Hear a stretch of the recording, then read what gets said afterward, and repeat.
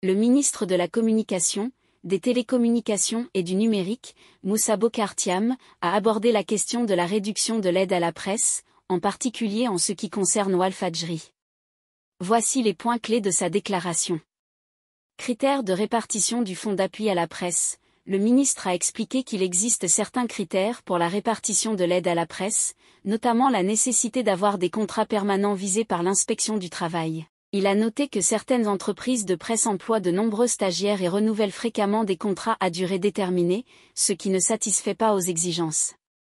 Diversité des critères. Outre les critères liés au contrat permanent, le ministre a mentionné d'autres éléments, tels que la qualité des informations fournies, les valeurs journalistiques, la diversité culturelle, ainsi que les obligations administratives et fiscales.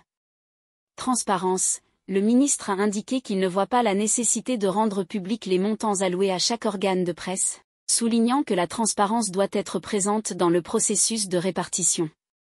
Sanctions envers Walfadjri. En ce qui concerne la réduction de l'aide à Walfadjri, le ministre a expliqué que cette décision pourrait être liée à des sanctions antérieures infligées à Walfadjri par le CNRA, Conseil national de régulation de l'audiovisuel.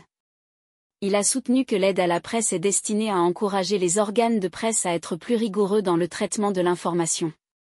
Ainsi, selon le ministre, les sanctions antérieures infligées à Walfadjri pourraient avoir influencé la réduction de l'aide à la presse allouée à cet organe.